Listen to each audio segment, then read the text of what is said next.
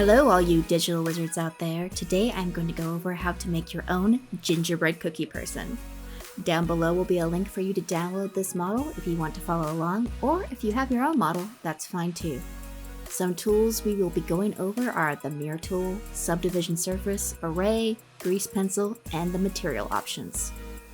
In the end, we should have one tasty treat. So let's swing over to Blender and get started.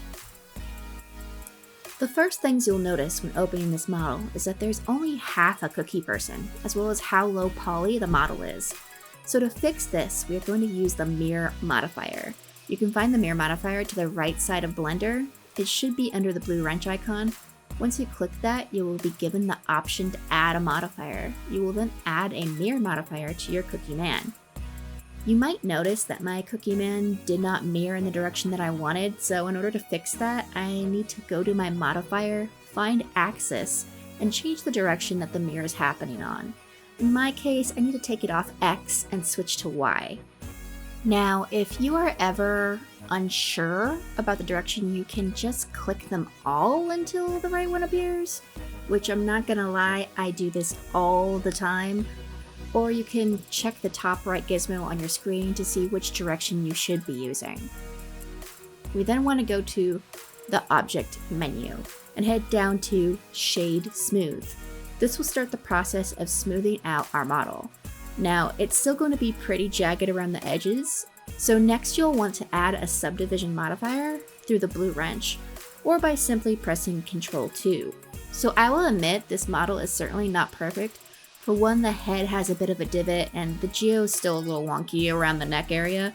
If you want to go in and clean up the geo, feel free. I'm just too lazy to get into it at this moment in time. I will, however, tab us into edit mode and customize our cookie a little using Ctrl R. By using Ctrl R, I can add some edge loops onto my cookie guy and change his shape just a bit. Feel free to do the same at home. Also, I just really like how goofy I can make this guy look.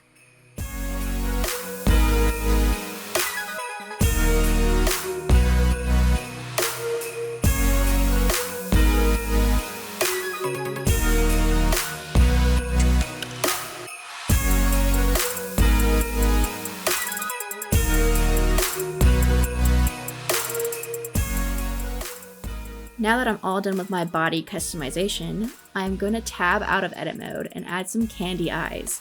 I do this by going to Add, Mesh, Sphere. Now, this is your cookie, so feel free to use whatever you like to decorate, but I really wanted some little M&M type candy yums. Sphere in hand, I'm just gonna jump over to Object and then Shade Smooth, just so it doesn't look so jagged.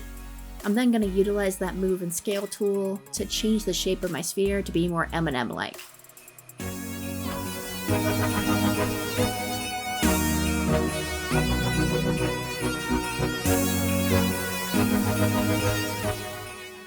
Once I have my perfect M&M shape, I'm going to go throw another mirror modifier on that. I switch my direction to Y and nothing happens. That's because our 0 point, or the center of our object, is no longer centered in the middle of the grid.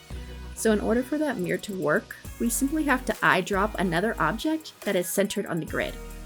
In this case, that's going to be our gingerbread cookie. Once I click that cookie, we are all good with our mirror. So I'm going to jump into making some candy buttons. So that will be another Add, Mesh, Sphere. And then Object, Shade Smooth. I'm going to place the candy where I want his top button to be and scale it appropriately. Once I have that top button, I'm going to swing over to that blue wrench again and add an array modifier. The array is super awesome because it basically lets me make a row of the same object in any direction I want with as much spacing as I want. Once the array is on there, I can change the count to decide how many object duplicates I want. The factor options will let me decide the spacing and direction of my candy buttons. Now, I don't want to have any of my buttons jumping off the screen, so I'm only going to change the X factor. And I'm not talking about the show. Again, this is your cookie, so you can decide how many buttons you want to use and the spacing. I, however, decided to go with 3 because the golden rule of 3s. I have Gingy's candy eyes and buttons, however he is missing his icing smile. To add that in, we are going to click on the annotation tool that looks like a pencil scribbling. Don't start drawing because it is currently only set up for note taking, and we want it set up for creating curves that we can later turn into some sweet geo. To do that, you want to press Shift A on the keyboard and select grease pencil and then blank. Once you have added that in, you want to switch from object mode to draw. Once in draw, we need to set a keyframe in order for this to work. So you'll want to press I and insert keyframe at the top of the menu. You could start drawing, but your scribbles will go crazy due to the fact that it will be drawing according to your perspective and not according to our cookie. And since we want them to stick to our cookie, we need to do one more step. Up at the top middle of the screen is the word origin. We will want to change that to surface and change the offset to 0, since we don't want our scribbles hovering. So I'm gonna make some scribbles. I'll be right back.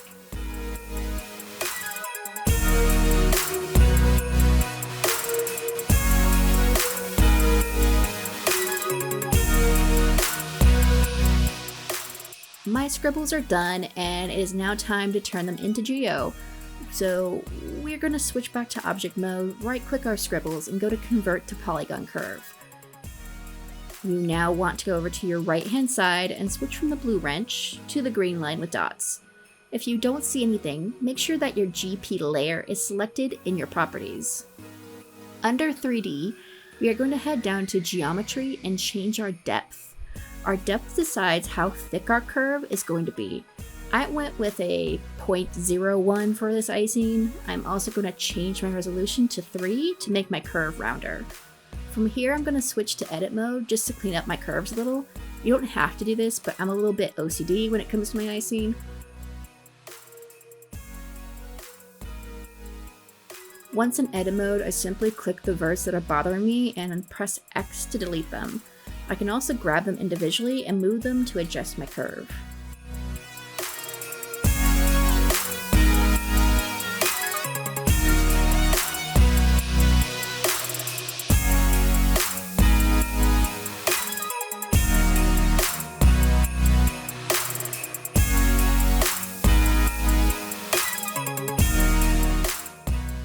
With my curve cleaned up, it's time to color. I'm going to add a new material by going to the beach ball looking icon on the top right of my screen, as well as its twin down by the blue wrench. You can name your material or add a new one and decide what color you would like for your cookie. Anytime you want to change that color, you'll be going to base color and click the current color to open your options. Before I go too deep into my colors, I'm going to add a Displace Modifier to my cookie by going to the blue wrench and adding a Displace.